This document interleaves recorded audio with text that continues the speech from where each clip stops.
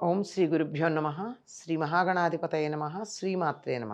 కర్కటే పూర్వఫల్గుణ్యాం తులసీకాననోద్భవాం పాండ్యే విశ్వంభరాం గోదాం వందే శ్రీరంగనాయకీం.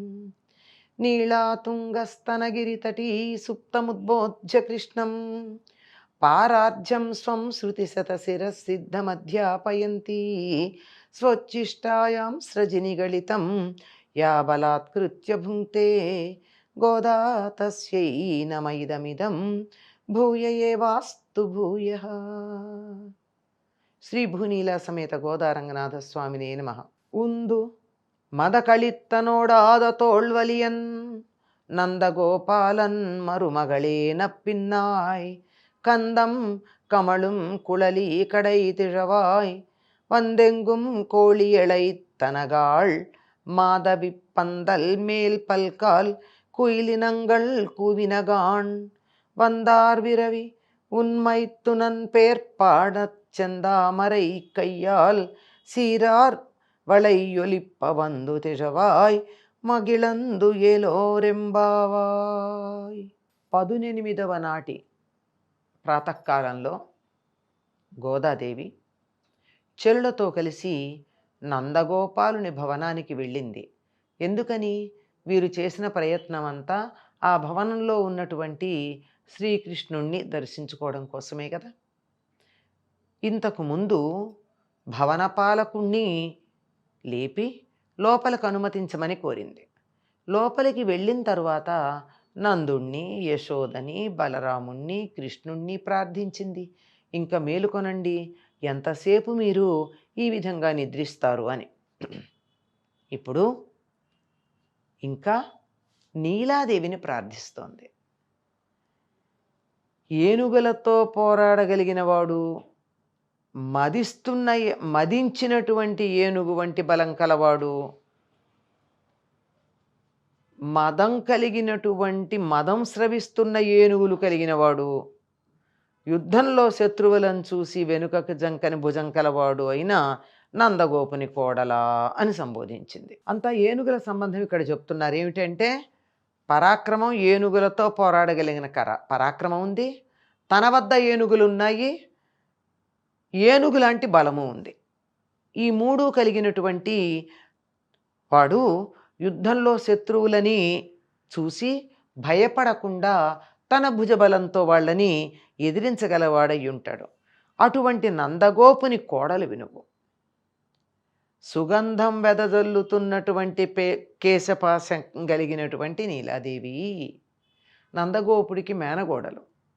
మేనగోడలే కాదు, కోడలని కూడా చెప్తారు.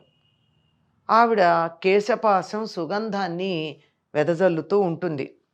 అటువంటి ఓ నీలాదేవి తలుపు గడియ తీరమ్మా అన్నారు. ఎందుకు అంటే కోళ్ళు అన్ని వైపులా చేరి అరుస్తున్నాయి. కోళ్ళు ఎందుకు అరుస్తాయండి? సమయాన్ని సూచిస్తూ ఉంటాయి. గడియ గడియకి అవి ప్రత్యేకంగా కూస్తూనే ఉంటాయి. అంటే తెల్లవారబోతోంది సుమా అని అందరినీ నిద్రలేపేటటువంటివి.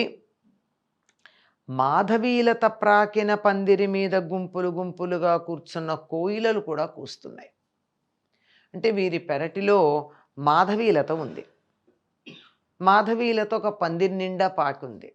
మంచి పరిమళం కలిగినటువంటి చిన్న చిన్న పూలు, చిన్నవంటే మరీ చిన్నవి కాదు, పూలు గుత్తులు గుత్తులుగా పూస్తాయి. పరిసరాలన్నీ కూడా ఆ పూల యొక్క పరిమళంతో నిండిపోతూ ఉంటాయి. ఆ పందిరి మీద కోయిలలు కూర్చుని కుహు కుహు అని కూతలు కూస్తూనే ఉన్నాయి. అంటే పక్షులు లేచాయి, కోళ్ళు లేచాయి. కోళ్ళు కూడా పక్షి జాతికి చెందినవే. ఇవి లేచాయి అంటే తెల్లవారబోతూ ఉన్నది అని అర్థం. తెల్లవారిన తర్వాత కూడా ఇంకా పడుకుంటారా? పడుకోకూడదు కదా. మేము ఈ సమయానికి వచ్చేసాం. కోడి కూసే సమయానికి చేరుకున్నారండి నందగోపుడి భవనానికి వీళ్ళంతా. అంటే ఆ సమయానికి చేరుకున్నారు అంటే అంతకుముందు ఎప్పుడు నిద్ర లేచారు? ఎప్పుడు తమ నిత్య నైమిత్తిక క్రియలన్నింటినీ పూర్తి చేసుకున్నారు? అర్థం చేసుకోవాలి. అనుకున్నటువంటి పనిని సాధించాలంటే సమయము తప్పనిసరిగా పాటించాలి. బద్ధకించటం అన్నది కూడదు. తెల్లవారబోతూ ఉన్నది అనడానికి సూచనగా కోళ్ళు కూస్తూ ఉన్నాయి. మాధవీలత మీద కోయిలలు కూడా సిద్ధంగా ఉన్నాయి, ఇంకా ఆహార సముపార్జనకి బయలుదేరి వెళ్ళాలి అని. అందువల్ల తెల్లవారింది అని నువ్వు గుర్తు చేసుకో. మేమేమీ నిన్ను మభ్యపెట్టడానికి రాలేదు. తెల్లవారింది అనడానికి సూచనగా ఇదిగో ఇవన్నీ వినపడుతున్నాయి. నీకు వినపడుతూనే ఉండాలి ఈ పాటికి కోడి కూతలును కోకిలల కూతలును. నువ్వు బంతి చేతిలో పట్టుకుని ఉన్నావు. మీ భావగుణాలని కీర్తించటానికి వచ్చాం మేము. బంతి చేతిలో పట్టుకోవడం ఏమిటి? ముందు రోజు రాత్రి కృష్ణుడు తాను బంతి ఆట ఆడుకున్నారు. ఏం బంతి? పూలతో తయారు చేసినటువంటి బంతి.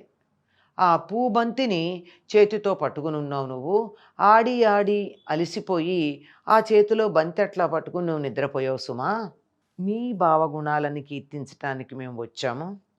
అందువల్ల సంతోషంగా లేచి నడిచొచ్చి ఎర్రతామర పూలని పోలినటువంటి నీ చేతితో అందమైన చేతి కంకణాలు గల్లు గల్లుమంటూ ఉండగా వచ్చి తలుపు తెరు.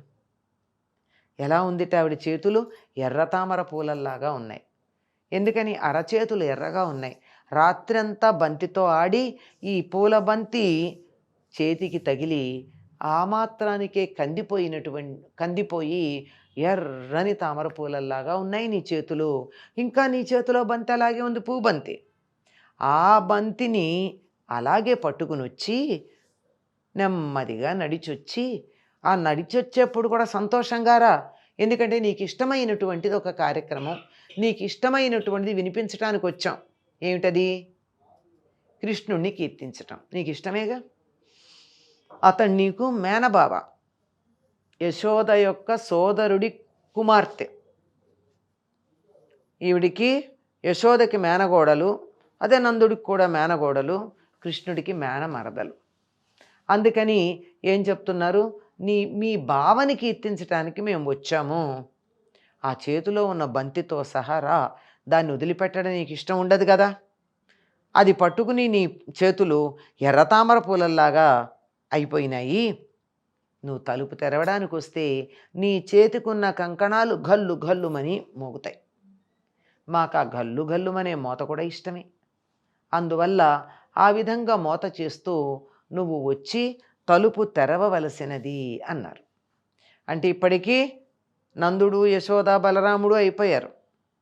ఇంకా ప్రార్థించవలసినది వారి ఇంట్లోనే ఉండి కృష్ణుడికి వరసైనటువంటి నీలాదేవి.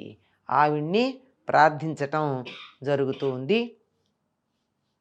అంటే ఇంట్లో ఉన్న అందరినీ కూడా కృష్ణ దర్శనం తమకి ప్రసాదింపచేయమని ప్రార్థన చేస్తూ ఉన్నారు. ఈ విధంగా ప్రార్థిస్తూ ఆ నీలాదేవి చాలా అందగత్తె. ఆవిడ్ని ప్రార్థిస్తూ ఉన్న ఆ గోదాదేవిని మనం ఒకసారి తలుచుకుందాం. స్వోచ్చిష్టమాలికా బంధగంధబంధురజిష్ణవే విష్ణు చిత్తతనూజాయై గోదాయై నిత్యమంగళం. స్వస్తి.